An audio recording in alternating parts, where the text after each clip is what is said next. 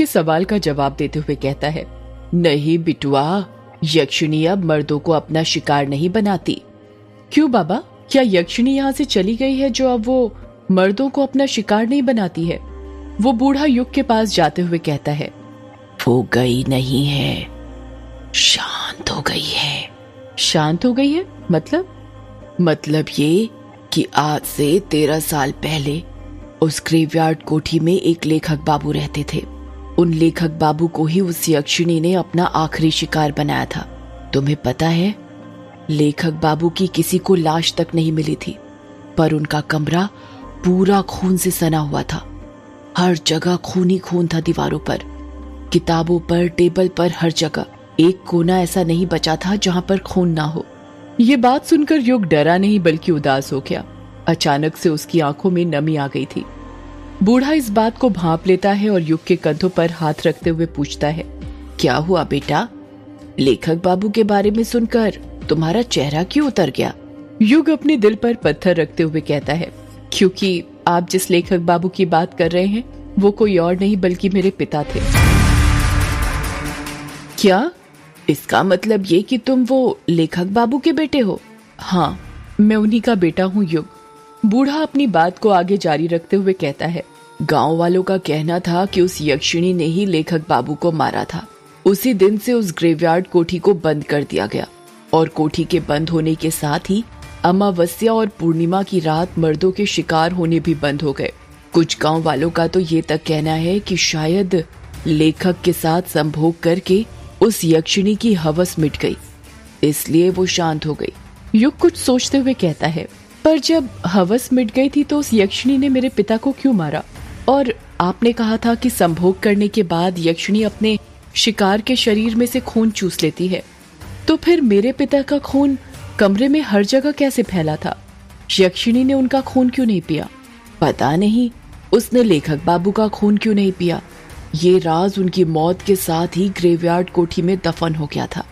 यक्षिणी हर शिकार के साथ संभोग करने के बाद सीधे उसे मौत के घाट उतारती थी, इसलिए हवस खत्म होने के बाद भी उसने लेखक बाबू को मार दिया होगा। पर कुछ गांव वालों का कहना था कि लेखक बाबू कई सालों से खोजबीन पूछताछ करके यक्षिणी पर कोई किताब लिख रहे थे। इसकी भनक उसे लग गई थी। एक ये भी कारण हो सकता है। और फिर अमावस्या आते ही यक्षिणी ने लेखक बाबू को मार दिया होगा। क्या वो किताब मुझे मिल सकती है? नहीं, वो किताब तो कहीं नहीं है। सुना है प्रकाशित ही नहीं हो पाई। शायद ग्रेवयार्ड कोठी में हो। क्या कहा आपने? ग्रेवयार्ड कोठी में? हाँ, ग्रेवयार्ड कोठी में। पर तुम्हें मैं एक सलाह देता हूँ, वो यक्षिणी शांत हो चुकी है तो बेहतर है उसे शांत ही रहने दो। उसके अंदर की वासना को फिर मत जगाओ, वरना पता नहीं और कितने मर्दों की जान ले ले। आप मुझे डरा क्यों रहे हैं? मैं डरा नहीं रहा हूँ, तुम्हें बस आगाह कर रहा हूँ बिटुआ। मौत के आने से पहले चेतावनी देनी पड़ती है। मतलब? तुम शहर के लोग मतलबी बहुत होते हो बिटुआ, हर बात में मतलब ढूंढते हो। मतलब कुछ नहीं। वैसे आप बहुत कुछ जानते हो उस ग्रेवयार्ड कोठी के बारे में। आखिर कैसे? जानूंगा कैसे नहीं, मेरा पुराना रिश्ता जो है। युग उस बूढ़े को घूरते हुए पूछता है, क्या कहा? पुराना रिश्ता? क्या रिश्ता है आपका ग्रेवयार्ड कोठी से? बूढ़ा बड़ी बड़ी आंखें करता हुआ कहता है, मेहंदी पथार। युग अपना मुंह फाड़ते हुए कहता है, मेहंदी पथार मतलब ये बिटुआ कि मेहंदी पथार स्टेशन आ गया है, चलो जल्दी उतर जाओ। ट्रेन मेहंदी पथार स्टेशन पर आकर रुक गई थी। युग और वो बूढ़ा अपना अपना सामान लेकर ट्रेन से नीचे उतर जाते हैं। स्टेशन ज्यादा बड़ा नहीं था और पूरा सुनसान पड़ा हुआ था। स्टेशन पुराने जमाने का था। लाइट भी एक दो ही जल रही थी जो बार बार बंद चालू हो रही थी। ट्रेन अभी स्टेशन से निकली ही थी कि तभी युग की नजर बूढ़े के हाथ में जो झोला था उस पर पड़ती है और वो देखता है कि उसके अंदर कई सारे कमल के फूल रखे हुए थे। युग सोचने लग जाता है कि ये बूढ़ा इतने सारे फूलों का क्या करने वाला है। जैसे ही बूढ़ा स्टेशन पर उतरा था, जल्दी जल्दी कदम बढ़ाने लग गया था, जैसे उसे कहीं जाने में देर हो रही हो। युग के मन में कमल के फूलों वाली बात खटकती जा रही थी। उससे रहा नहीं जाता और वो उस बूढ़े से पूछ ही लेता है, वैसे बाबा आप इतने सारे कमल के फूलों का क्या करने वाले हैं? बूढ़ा अपने चेहरे पर मुस्कान लाते हुए कहता है, तो तुम्हारी नजर चली ही गई इन पर। बड़ी तेज नजर है। ये मेरे सवाल का जवाब नहीं हुआ बाबा। बताइए ना, आप इतने सारे फूलों का क्या करने वाले हैं? अरे पूजा आने वाली है ना, उसी के लिए है ये फूल। कैसी पूजा? पूर्णिमा की पूजा। पूर्णिमा की पूजा मतलब? तुम नहीं समझोगे, तुम गांव में नए आए हो ना, धीरे धीरे समझ जाओगे। युग उस बूढ़े को हैरानी के साथ घूरे जा रहा था क्योंकि उसको उसकी बातें बिल्कुल समझ में नहीं आ रही थी। युग अपनी जीन्स पकड़ते हुए कहता है, अरे शिट, इसे भी अभी आना था। क्या हुआ बेटा, बड़ी मुश्किल में लगते हो।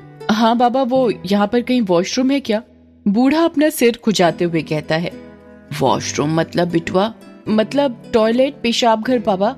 अच्छा, ये बोलो ना तुम्हें टंकी खाली करनी है। युग चिढ़ते हुए कहता है, हाँ वही। वो तो नहीं है स्टेशन पर। पूरे देश की तरक्की हो गई, पर मेहंदी पथार आज भी वैसा ही है जैसा पहले था। तो फिर मैं वॉशरूम मतलब टंकी खाली कहाँ पर करूँ? अरे इतनी सारी जगह है, कहीं भी कर दो। वैसे भी अंधेरा है, कोई नहीं देखने वाला। युग थोड़ा आगे ट्रेन की पटरी के पास चला जाता है और टॉयलेट करने लगता है। युग टॉयलेट करते हुए कहता है, वैसे बाबा आपको यहाँ से कहाँ जाना है? रोगंगा मुचा।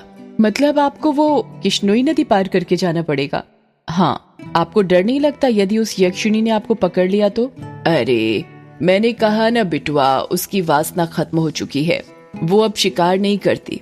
और वैसे भी आज पूर्णिमा या अमावस्या थोड़ी है जो मुझे अपना शिकार बनाए। वैसे आप रोगंगा मुचा में कहाँ रहते हो? रोगंगा मुचा में किश्नोई नदी का जो घाट है ना, वहीं पर रहता हूँ। युग कुछ सोचते हुए कहता है, ये तो वही घाट है ना जहाँ पर वो यक्षिणी भटका करती थी। पापा कहते थे कि अक्सर यक्षिणी किश्नोई नदी के दोनों घाट के पास ही भटका करती थी। कोई जवाब नहीं आता है। युग फिर पूछता है, बताइए ना बाबा, आप चुप क्यों हो गए? बूढ़े का कुछ जवाब नहीं आ रहा था। युग सोचने लग जाता है कि बाबा कोई जवाब क्यों नहीं दे रहे। युग अपने पैंट की चेन बंद करता है और पीछे मुड़ने लग जाता है। जब वो पीछे मुड़ता है तो उसके रोंगटे खड़े हो जाते हैं।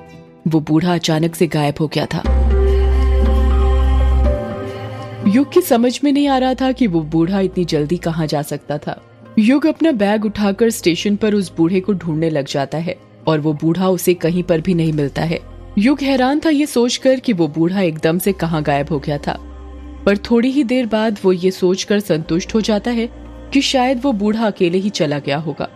और अच्छा ही हुआ चला गया, वरना यक्षिणी के बारे में बातें करते वो खुद तो डरता, साथ में उसे भी डराता। युग स्टेशन से बाहर निकलता है तो देखता है कि स्टेशन के बाहर एक भी ऑटो रिक्शा वाला नहीं था।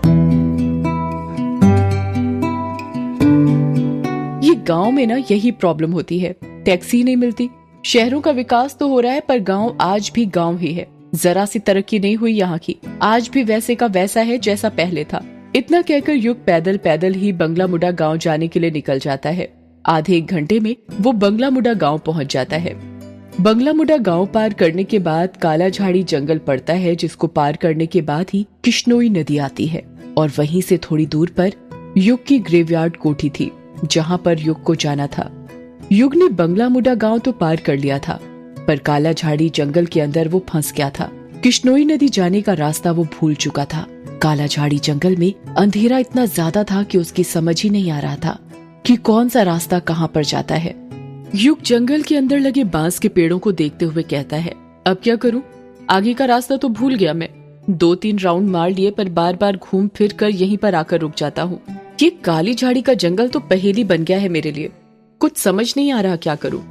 युग अपना मोबाइल निकालते हुए कहता है, यहाँ पर तो नेटवर्क भी नहीं आ रहा कि किसी को फोन करके बुला लूं। युग के आसपास साल और बांस के पेड़ लगे हुए थे।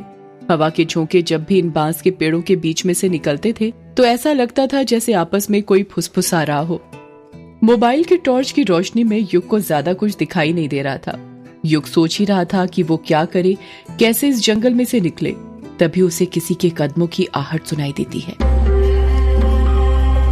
कदमों की आहट सुनकर युग सहम जाता है और सोचने लग जाता है, इतनी रात में इस जंगल में कौन होगा।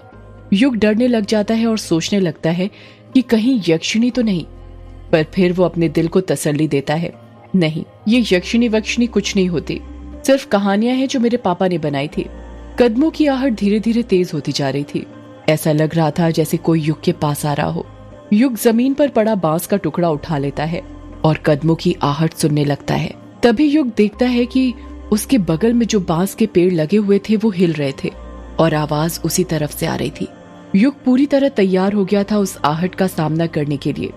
जैसे ही कदमों की आहट बंद होती है, युग की आंखें फटी की फटी रह जाती हैं। उसके हाथ से बांस का टुकड़ा अपने आप छूट जाता है और वो खुद डर के मारे झट से जमीन पर गिर जाता है।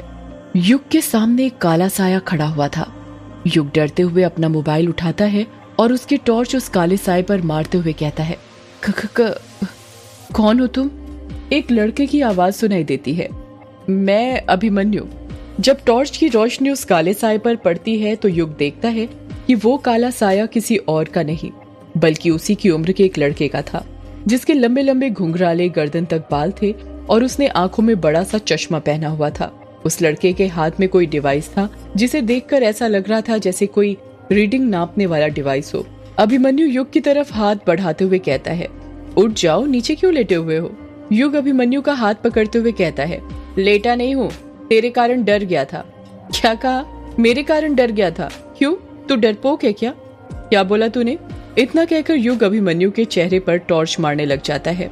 जब युग गौर से अभिमन्यु का चेहरा देखता है तो हैरानी के साथ कहता है, कहीं तुम अभी तो नहीं? युग अपनी बात पूरी करता उससे पहले ही अभिमन्यु भी युग की तरफ उंगली करते हुए कहता है, और तू युग है ना? इतना कहकर ही दोनों एक दूसरे के गले मिल जाते हैं। अभिमन्यु युग के बचपन का दोस्त था। युग अभिमन्यु के बालों को हाथ लगाते हुए कहता है, तू तो बहुत बदल गया है यार, बड़े बड़े बाल, आंखों में बड़ा सा चश्मा। अभिमन्यु कहता है, बदल तो तू भी गया है बहुत यार। ये बता कब आया और कहाँ जा रहा है तू इतनी रात में? बस आज ही आया, ये मान ले 1-2 घंटे पहले, और मैं तो अपने घर ग्रेवयार्ड कोठी जा रहा हूँ। तू बता, तू कहाँ जा रहा है इतने सुनसान जंगल में, वो भी इतनी रात में? और तूने ये बाल इतने बढ़ा के क्यों रखे हैं? एक पल तो मुझे लगा जैसे वो थी। अभिमन्यु हैरानी के साथ पूछता है, वो थी मतलब? युग बात को घुमाते हुए कहता है, छोड़ना, और तू पहले मेरे सवाल का जवाब दे। ये बता, तू इतनी रात में यहाँ पर क्या कर रहा है? मुझे तो कुछ गड़बड़ लग रही है। यार गड़बड़ वड़बड़ कुछ नहीं है। अगर मैंने बता दिया कि मैं यहाँ पर क्या कर रहा था तो तू हंसेगा, इसलिए बेहतर होगा कि मत जान। अरे नहीं हंसूंगा भाई, पहले तू बता तो यहाँ पर क्या कर रहा था?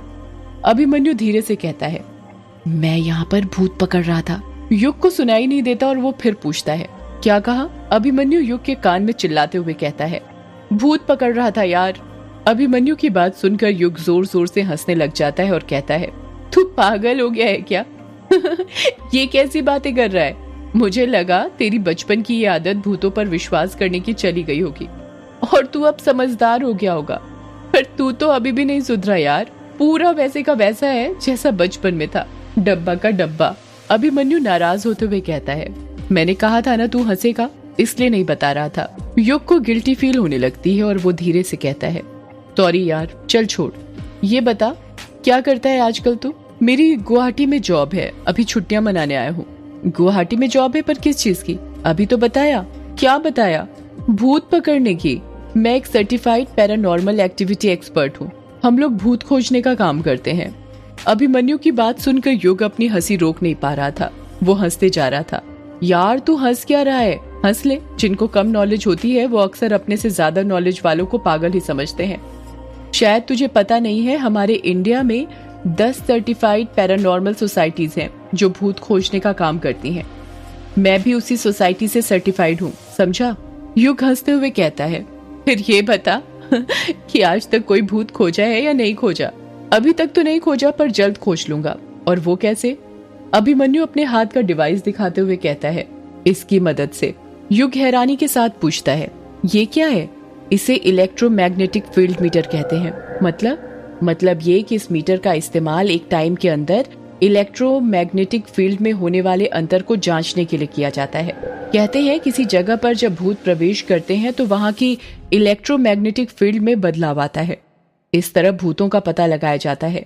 इसमें एक अलग तरह का सेंसर भी लगा होता है जो बजता है और हमें बताता है कि हमारे आसपास कुछ अदृश्य शक्तियां हैं। युग कुछ बोलता उससे पहले ही वो इलेक्ट्रोमैग्नेटिक फील्ड मीटर बजने लग जाता है। युग हैरानी के साथ पूछता है, ये क्या हो रहा है?